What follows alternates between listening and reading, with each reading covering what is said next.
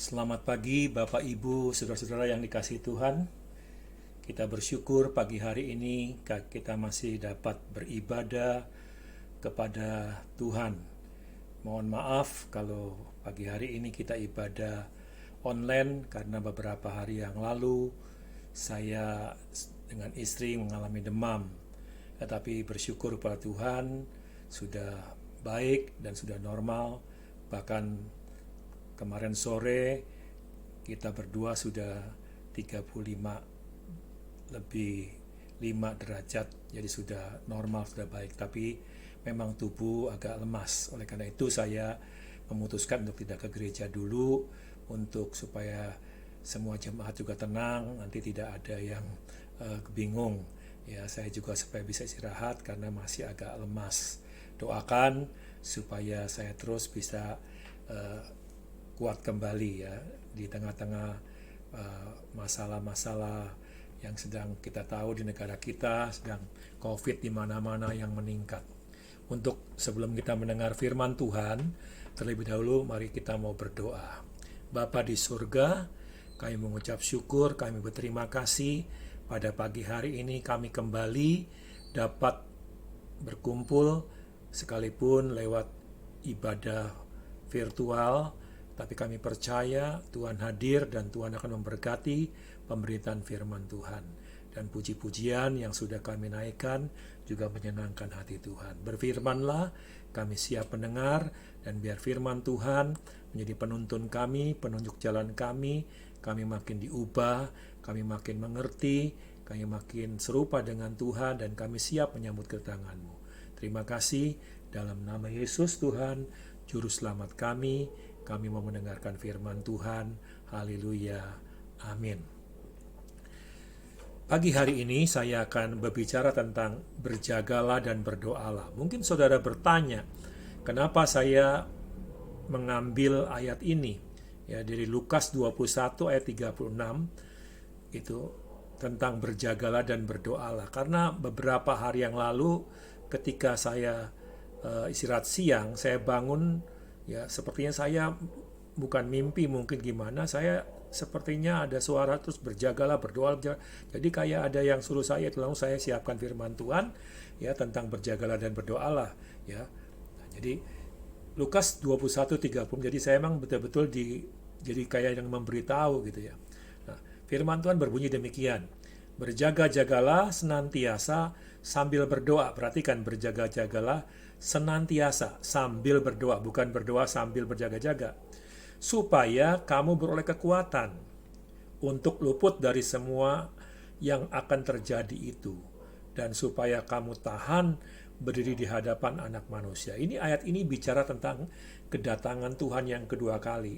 Ya, saya nggak tahu kapan Tuhan datang, tapi Tuhan minta di tengah-tengah mengalami kesulitan kesukaran, dikatakan supaya luput dari semua yang akan terjadi. Kita dapat kekuatan supaya kita tahan berdiri di hadapan Anak Manusia. Karena ada firman Tuhan mengatakan, kalau Tuhan datang, apakah kita masih punya iman, katanya. Nah, hari-hari ini kita berada di masa-masa yang sukar, yaitu menjelang kedatangan Tuhan kita Yesus Kristus yang kian mendekat ya. Semua banyak orang bilang Tuhan sudah mau datang, tapi saya sendiri nggak bisa menentukan. Tapi saya percaya, saya pastikan Tuhan yang pasti datang. Cuman kapan saya tidak tahu.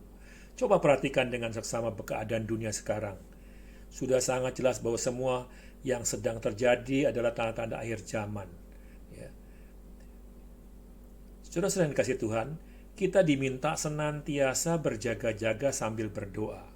Berjaga-jaga itu mengacu pada kehati-hatian kita bertindak dan berperilaku. Dan biarlah kita menyambut kedatangan Tuhan, kita lebih berhati-hati dalam tindakan kita, berpikir sedemikian rupa, jadi orang yang penuh kesabaran, jadi penuh pertimbangan dalam melakukan tindakan-tindakan perbuatan, supaya kita tidak menyimpang dari kebenaran. Sebab Tuhan menghendaki kita memiliki gaya hidup yang berbeda dari orang-orang dunia. Nah, dengan kata lain, kita akan berperilaku sama seperti orang-orang dunia. Kalau kita sama aja dengan orang dunia, kita sembrono. Nah, ini Tuhan mau, makanya berdoa dan berjaga-jagalah. Ya. Jadi berjaga-jagalah senantiasa sambil berdoa. Nah, sebagai orang-orang ya, orang-orang yang percaya Tuhan, ya, supaya kita berperilaku yang baik. Nah, untuk itu saya ada 3 hal bagaimana kita dikatakan berjaga senantiasa sambil berdoa. Yang pertama, kita harus menjadi orang yang bijaksana, ya. Yang pertama ini kita punya hati atau pikiran yang bijaksana. Firman Tuhan dalam Efesus 5 ayat 15 berkata, "Karena itu perhatikanlah dengan seksama bagaimana kamu hidup. Janganlah seperti orang bebal, tetapi seperti orang arif." Bapak Ibu yang kasih Tuhan, menghadapi hari-hari yang semakin sukar dan jahat ini dibutuhkan sebuah hati yang bijak supaya kita mampu menjalani dengan tidak keluar dari koridor Tuhan. Karena itu ya, kita harus memiliki kearifan. Nah, kalau dalam terjemahan lama tadi dikatakan seperti orang arif, perhatikan dengan seksama bagaimana kamu hidup. Nah, kalau dalam terjemahan lama atau terjemahan tahun 60-an ya, itu masih ditulis dengan kata bijaksana. Jadilah bijak seperti orang bijak. Nah, orang Kristen dapat disebut bijak karena bagaimana itu? Kalau dia selalu mawas diri, artinya dia tahu keadaan dirinya itu. Dia akan, ya, banyak orang mengalami kegagalan dalam hidup itu karena tidak berperilaku secara bijaksana. Hikmat yang dari Tuhan melalui firman yang akan memampukan kita untuk berlaku bijaksana, membuat panca indera kita, pendengaran kita itu semakin peka dan terlatih. Seperti kata surat Roma pasal 12 ayat 2 mengatakan, kamu dapat membedakan mana kehendak Allah dan apa yang baik, yang berkenan kepada Allah dan yang sempurna. Jadi kalau kita punya hikmat, ya, dapat hikmat dari Tuhan, kita bisa membedakan. Nah, tadi dikatakan perhatikanlah dengan seksama. Kita diminta untuk selalu berjaga-jaga, melihat dan mengawasi keadaan sekitar kita. Jangan sampai kita tertidur secara rohani dan tidak mawas diri. Orang yang mawas diri itu senantiasa melakukan pengujian tentang apa yang berkenan bagi Tuhan. Itu sebabnya Paulus berkata, ya, ujilah segala sesuatu, peganglah yang baik. Jadi kita harus memang pegang yang baik. Apa itu yang baik? Firman Tuhan. Saudara dan saya sudah baca firman, dengar firman, ya, itu harus dipegang. Nah, dan sehingga kita akan jadi orang yang bijak. Dan orang yang bijak juga dikatakan dapat mengatur waktu dengan baik. Nah, kalau kita tahu Tuhan akan datang, biarlah kita dapat mengatur waktu dengan baik. Kalau Efesus pasal 5 ayat yang ke-16 dikatakan, pergunakanlah waktu yang ada, karena hari-hari ini adalah jahat. Saudara, kita tahu di mana-mana kejahatan meningkat. Oleh karena itu, biarlah kita dapat mengatur waktu dengan baik. Efektivitas kita, hidup ini sangat ditentukan dari waktu yang diatur dengan baik. Jadi bagaimana kita bisa mengatur waktu dengan baik, ya, itu akan menentukan sekali, ya, keefektifan kita ini. Siapapun kita, tanpa terkecuali. Kenapa? Karena kita dapat waktu 24 jam satu hari, semua sama. Ada orang yang memang suka buang waktu, ada orang yang membiarkan waktu, ada orang yang bisa menggunakan waktu. Jadi meskipun tiap-tiap orang memiliki efektivitas yang sama mungkin atau produktivitas yang sama, tapi saya percaya pasti berbeda-beda. Waktunya sama, tapi kegiatannya beda. Tergantung bagaimana kita mengatur waktu. Ada orang yang bilang, waduh saya kekurangan waktu. Nah, tapi kalau bagi orang bijak, dia bisa mengatur waktu dengan baik. Sehingga waktu terus berjalan, tidak bisa terulang kembali, ya, tidak ada waktu yang terbuang. Nah, hidup kita sangat singkat. Jangan biarkan waktu berlalu tanpa makna atau tanpa arti. Isilah untuk hal-hal yang berguna. Nah, Dengan itu ayat yang 17 juga mengatakan dalam Efesus pasal 5, usahakanlah mengerti kehendak Tuhan. Ya. Nah, jadi orang yang bijak itu bukan hanya bisa menggunakan waktu, mengerti kehendak Tuhan. Ya. Nah, dia harus coba ya kita renungkan berapa banyak waktu yang telah terbuang ya atau yang kita pergunakan ya untuk bekerja atau untuk berkarya atau untuk yang lain. Atau untuk waktu-waktu yang perkara-perkara yang tidak berguna. Tidak sedikit orang berkata, waktu masih panjang, yang penting sekarang adalah mencari uang dan uang. Ya betul, kita hidup tidak bisa lepas dari uang. Tapi uang bukan segala-galanya menurut saya. Yang segala-galanya adalah Tuhan. Urusan pelayanan, perkara-perkara rohani, itu nanti sajalah. Ya. Nah, saya mendengar ya kemarin pagi itu dari seseorang mengatakan, saya minggu keberapa saya ibadah, minggu keberapa saya melayani. Nah, di tengah-tengah dia kesibukan, dia masih punya waktu untuk melayani. Kadang-kadang ada orang sakit dan mendoakan dan sebagainya. Iya. Nah, jangan pernah menunda-nunda waktu. Untuk apa? Untuk mengerjakan segala sesuatu, karena kita tidak pernah tahu apakah kesempatan itu datang lagi atau tidak. Apalagi di masa pandemi ini. Kemarin kawan saya ke Bali, dia tulisannya, dia mengatakan begini, ya kita sekarang nggak tahu kita hidup sampai kapan, tiba-tiba kita bisa meninggal seketika. Oleh karena itu saya ajak keluarga ini ke Bali semua jalan-jalan.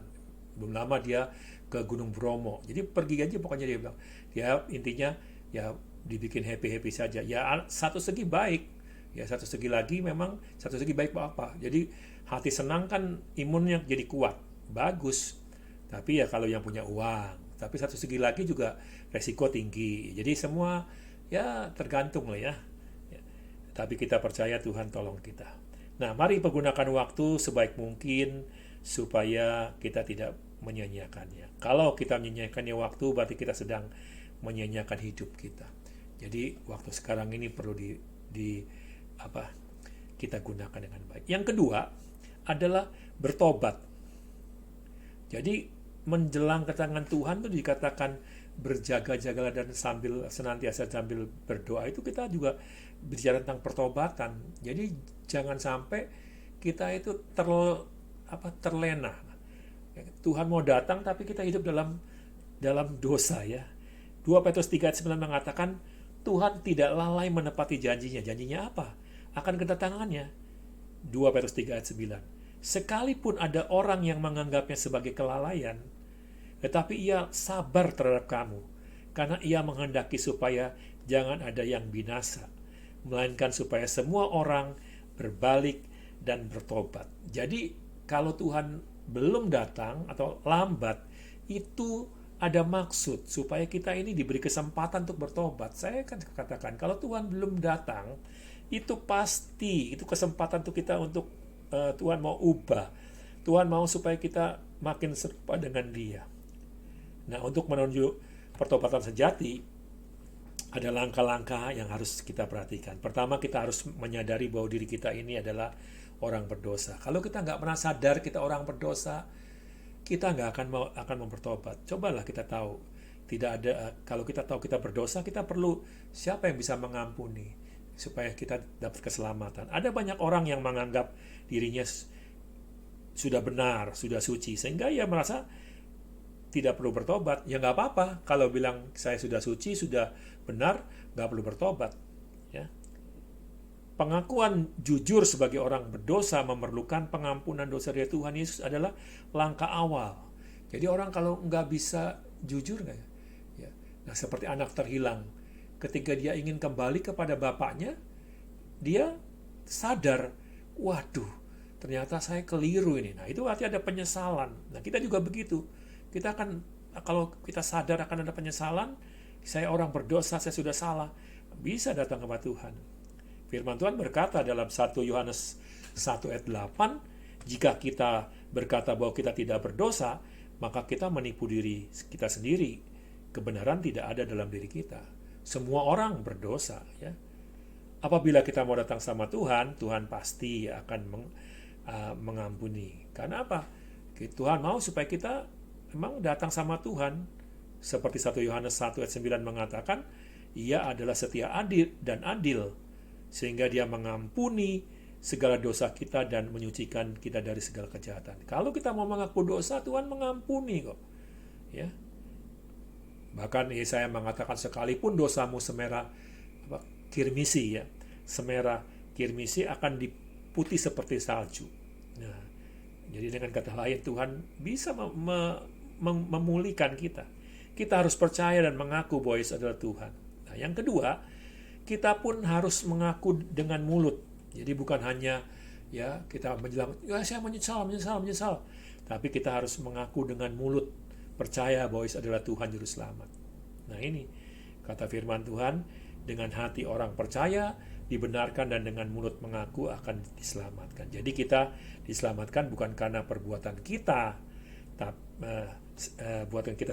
tapi semata-mata karena anugerahnya. Ya, itu sudah jelas ya. Keselamatan bukan karena perbuatan baik kita. Yang ketiga, kita berbalik dari perilaku yang jahat. Jadi bukan hanya menyesal, tapi juga kita mengaku yang kita mau berbalik. Ya, kita berbalik dari mengasihi dosa kepada membenci dosa, dari hidup dalam kebenaran. Artinya hidup dalam ketaatan. Ketika kita hidup dalam ketaatan, kita sedang hidup dalam perjanjian berkat Tuhan. Seperti 2 minggu lalu ya, kita lihat ada pertama ketaatan pangkal berkat, yang kedua ketidaktaatan pangkal malapetaka. Nah, jadi marilah kita mau berbalik dari perilaku kita yang jahat, berarti meninggalkan manusia lama, mengenakan manusia baru. Seperti kata firman Tuhan, setiap orang yang ada di dalam Kristus, dia adalah ciptaan baru. Yang lama sudah berlalu, yang baru sudah datang. Berbalik dari perilaku yang jahat juga berarti tegas terhadap dosa dan tidak kompromi dengan dosa. Kita nggak boleh main-main dengan dosa, sekecil apapun. Tidak ada dosa besar, tidak ada dosa kecil atau dosa pernah, nggak ada ya. Jadi maksud saya sekecil apapun artinya mungkin ya itu biasa, misal bohong, itu dosa kecil ya demi kebaikan, nggak ada ya. Tapi kita bersyukur kasih Tuhan itu tidak terbatas. Dengan penuh kesabaran tadi ayat pertama yang dikatakan dalam Petrus, ia menunggu anak-anaknya berbalik dari jalan-jalan yang jahat. Oleh karena itu dalam 2 Petrus 3:14, sebab itu saudara-saudara yang kekasih, sambil menantikan semuanya ini, kamu harus berusaha supaya kamu kedapatan tidak bercacat dan bernoda di hadapannya dalam pendamaian dengan Dia. Jadi sementara kita menunggu kedatangan Tuhan, ya kita tunggu ya. Kita tunggu tapi kita harus berusaha ya. Dikatakan sementara sambil menantikan harus berusaha supaya kita tidak bercacat celah ya, untuk kita berdamai dengan Tuhan ya. Artinya bertobat, itu yang kedua ini ya. Biarlah kita punya pengalaman-pengalaman karena kedatangan Kristus kedua kali yang ini bukan dongeng, bukan tafsiran, bukan hayalan, tapi sesuatu yang pasti. Firman Tuhan berkata begini, dan apabila aku telah pergi ke situ dan telah menyediakan tempat bagimu, aku akan datang kembali dan membawa kamu ke tempatku, supaya di tempat di mana aku berada, kamu pun berada. Itu 1 Yohanes 14 ayat 3. Jadi saya percaya Tuhan pasti datang kembali. Ya. Nah untuk itu biarlah kita katakan kita pasti dibawa ke sana. Kita harus siap ya. Bila kita peka terhadap hal ini, maka kita akan memahami tanda-tanda kedatangan Tuhan ya. Kita harus jauhkan dari kecemaran. Nah, yang ketiga ya, adalah bersabar. Jadi bukan hanya tadi yang pertama kita bijaksana ya. Yang kedua, kita tahu bertobat. Yang ketiga, kita bersabar. Jadi sementara kita hidup menunggu kedatangan Tuhan, ya, itu yang diartikan dengan berjaga-jaga senantiasa sambil berdoa, itu bersabar. Yakobus 5 ayat 7 mengatakan, karena itu, saudara-saudara, bersabarlah sampai kepada kedatangan Tuhan. Saya ulangi lagi ya. Karena itu saudara-saudara, bersabarlah sampai kedatangan Tuhan. Sabar. Ya, jangan bilang, wah Tuhan gak datang kok, ngomong aja terus. Ya dari dulu juga, dari saya masih TK juga. Saya juga gitu, sama. Saya masih kecil juga, Tuhan, kedatangan Tuhan, akhir zaman bahkan ya. Iya, kita udah tahu itu akhir zaman. Bahkan pernah tahun berapa itu ya, 20 tahun lalu. Udah diketemukan lembu apa buat bikin nanti mesbah itu, bait Allah akan dibangun kembali dan sebagainya. Orang banyak jual hartanya. Tapi Tuhan gak datang gitu ya. Nah, tapi ini kita diminta untuk sabar. Sejak dulu sering timbul pertanyaan di antara orang-orang Kristen. Kapankah zaman ini akan berakhir? Kapan Tuhan akan datang kedua kalinya? Kan begitu. Seiring berjalannya waktu, banyak di antara kita yang tidak lagi mempertanyakan hal ini. Terlena. Tak ambil pusing. Ya dah. Terus akhirnya kita terlena, tertidur rohani seperti 5 gadis yang bodoh. Gitu, ingat ya. Di dalam Injil Matius kan ada 5 gadis yang bodoh, itu ilustrasi. Ada 5 yang bodoh, ada 5 yang pandai. Kalau yang pandai dia menyiapkan pelitanya, yang bodoh dia nggak nyiapkan pelita, ya. Semuanya tertidur. Begitu tiba-tiba mempelai datang, dia gelagapan, ya. Lalu nggak bisa, mau beli udah nggak keburu, ya. Nah, jadi dengan itu singkat cerita kan begitu. Jadi dengan kata lain, jangan tertidur, jangan terlena. Hari-hari ini jangan terlena, apalagi sekarang ini, ya. Nah, itu saya katakan, kapan waktu saja bisa kita juga bisa meninggal, dan kapan waktu saja Tuhan juga bisa datang. Yakobus menasihatkan kita untuk menantikan kedatangan Tuhan dengan penuh kesabaran. Kesabaran berbicara tentang daya tahan seorang dalam menghadapi situasi apapun. Semangat yang tidak mudah patah. Jika kita peka menilai keadaan zaman ini, sesungguhnya dunia ini sedang menuju kepada kesudahannya. Peperangan, ya tanda-tanda zaman, ya, gempa, ya seringkali musibah-musibah yang besar-besar terjadi yang tidak pernah kita tahu, ya. Nah, itu semua itu baru tanda-tanda, ya. Gitu. Memang itu kan seperti begini katanya. Orang bisa tahu kapan gunung maksudnya bisa menghitung, ya. Itu gunung itu akan meletus gitu ya.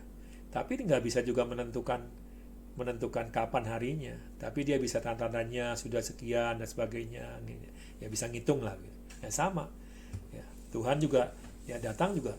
Orang nggak bisa mungkin menafsir-nafsir saja. Kita diingatkan untuk memiliki buah roh. Salah satunya adalah kesabaran. Nah, itu yang menjadi daya tahan kita. Kita menjadi orang sabar. Kalau kita tidak punya kesabaran, kita tak akan mampu mencapai garis akhir. Apalagi di masa-masa menjelang kedatangan Tuhan, kita akan menghadap banyak kesukaran, kan begitu. Ya. Kesukaran itu bisa saja terjadi. Ini banyak orang mengalami kesukaran. Oleh karena itu tetaplah arahkan pandangan mata kita kepada Tuhan. Jangan menyangka kedatangan Tuhan itu masih lama. Ya, nggak apa-apa. Ya, Tuhan sudah mau datang. Jadi kita harus kerja yang baik, hidup yang baik, hidup yang benar saya ya. Ya, lakukan semua untuk kemuliaan nama Tuhan. Berhenti berbuat dosa. Nah, itu baru mantap. Kan kata Alkitab apa? Hari Tuhan tuh seperti pencuri. Pencuri itu siapa yang tahu? Nggak ada yang tahu. Datangnya jam berapa nggak ada yang tahu. Ya. Kalau kita tahu kan kita siap-siap, ya. Nah, artinya makanya oleh karena itu berjaga-jaga selalu, ya. Bersabar itu juga punya arti berjaga-jaga selalu. Seperti seorang hamba yang bekerja di rumah tuannya dan tuannya sedang pergi jauh. Hamba itu tidak boleh lengah dan harus tetap giat bekerja sehingga ketika tuannya datang, si tuan mendapati hamba sedang bekerja. Kan begitu. Iya, jadi walaupun dia belum datang, semua sudah disiapkan semua dengan baik. pekerjaan semua beres semua. Jadi nggak ada yang diperiksa, ya jangan sampai tuannya datang, wah ini belum dicuci, ini kamar masih kotor dan sebagainya. Jadi walaupun tinggal seminggu pun beres semua, jangan khawatir. Karena itu orang yang berjaga-jaga. Ya. Nah, juga bersikap seperti petani. Petani itu tahu, mengerti cuaca dan musim. Karena itu ia terus bekerja tanpa mempedulikan hujan atau panas terik.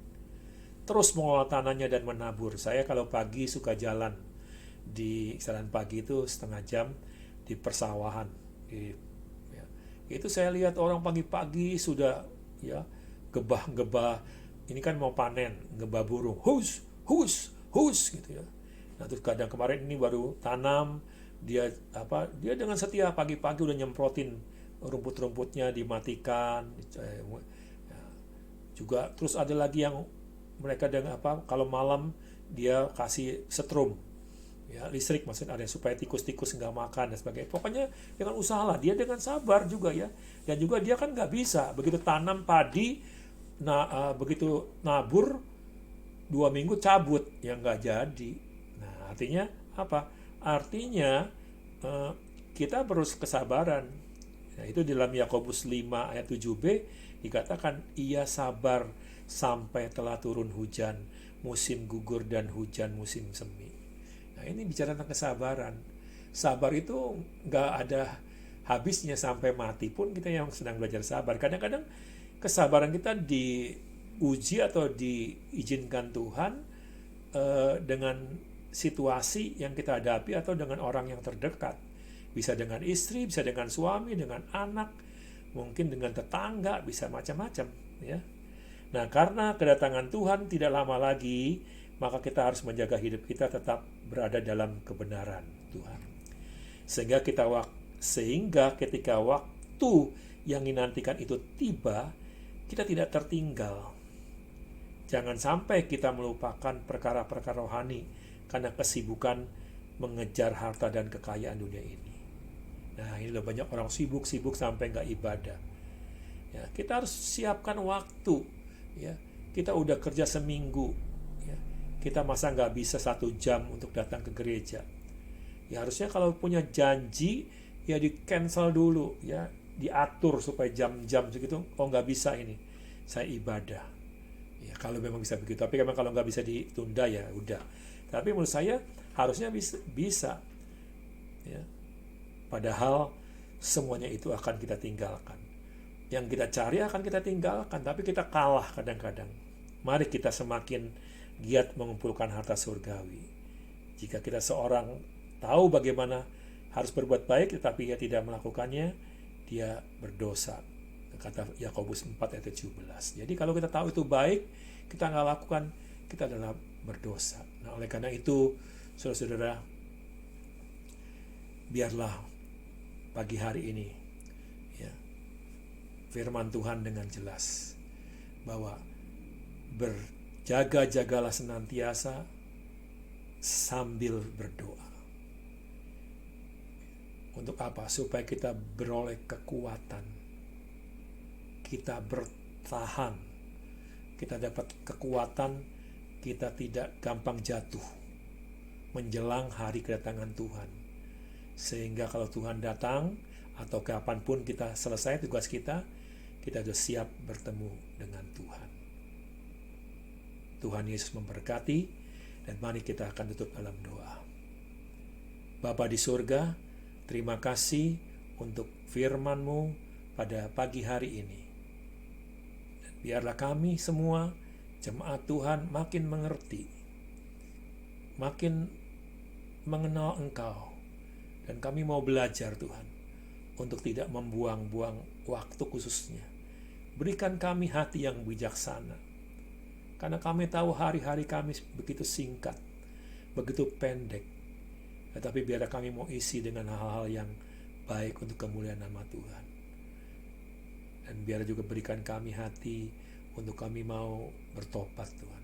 Bukan hanya sekali, tapi terus ketika kami menyadari kami memiliki kesalahan, kekeliruan yang kami lakukan tidak sesuai dengan firman-Mu.